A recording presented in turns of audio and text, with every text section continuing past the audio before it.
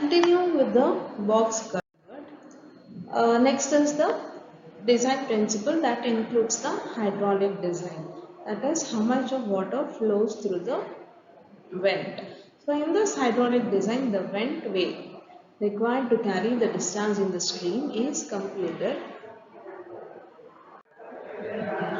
So in the hydraulic design, the vent way required to carry the discharge in the stream is computed by examining the discharge records over a period of time at the bridge side.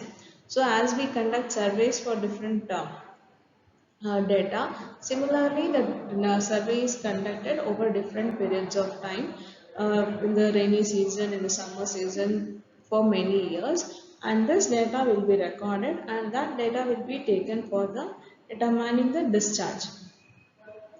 Except in the case of buried barrel, the maximum flood level is generally fixed below the bottom of the slab.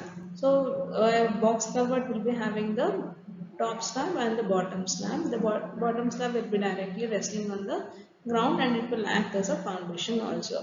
So, since the buried barrel, uh, the only thing the difference is the in buried barrel the maximum flood level is kept at the top of the slab just below the bottom of the top slab.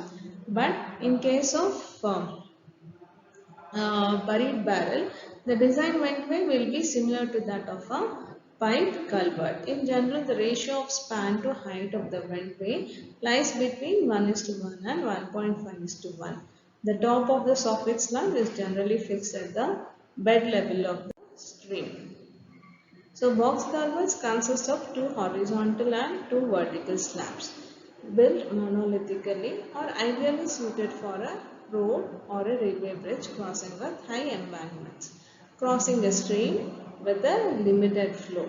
The reinforced concrete ridge frame box culverts with square or rectangular openings are used up to spans of 4 meters. The height of the vent generally does not exceed 3 meters. So whenever we are constructing a box culvert, it consists of 4 slabs, 2 horizontal slabs and 2 vertical slabs. The 2 horizontal slabs are the bottom slab and the top slab. And we have 2 vertical slabs. So normally box culverts are very economical due to the rigidity and monolithic action. Because since it is casted all together in one stretch, the rigidity is more and separate foundations will not be required since the bottom slab directly rests on the soil, which will serve as a raft slab. So for small discharges, single cell box culvert should be sufficient, and for larger discharges, multi-cell box culverts can be employed. So next, once the hydraulic data is calculated, next comes to the design loads.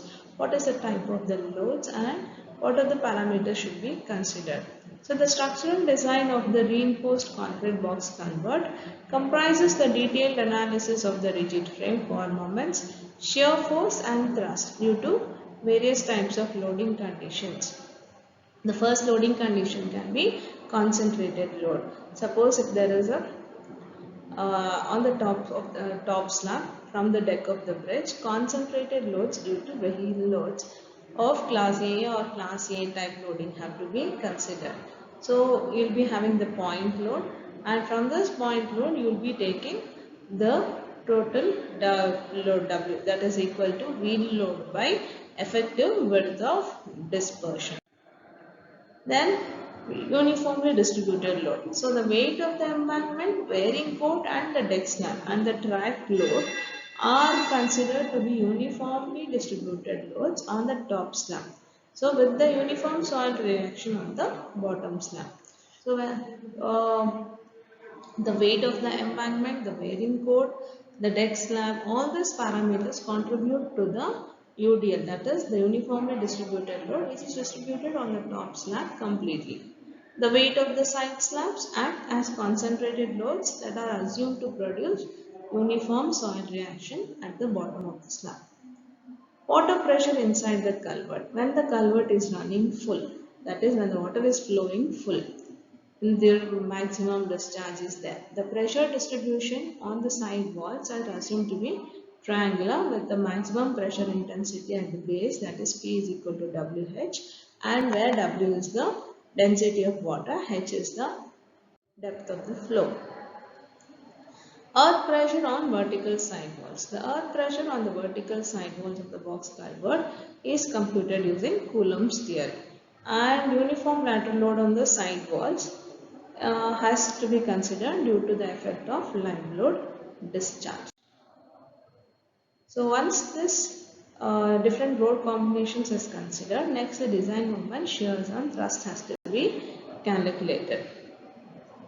So the box culvert will be analyzed for moments, shear forces and axial thrust that is developed due to different loading combinations. And once the fixed end moments are calculated either by moment distribution method or slope deflection method or column analogy procedures, the next step is this is the fixed end moments where you can find out in box. The fixed end moments can be found out in box culvert, that is for different loading cases. When there is concentrated load, UDL is there, and lateral pressure when the water is running full, all those things you have different loading combinations, 6 loading combinations, and for the 6 loading combinations and different pressure points you are going to get this fixed moments. So these are the coefficients for moment, shear and thrust.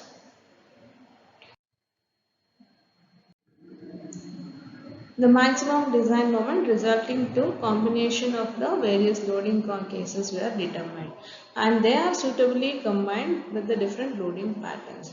So the maximum moments generally develop for the following loading conditions.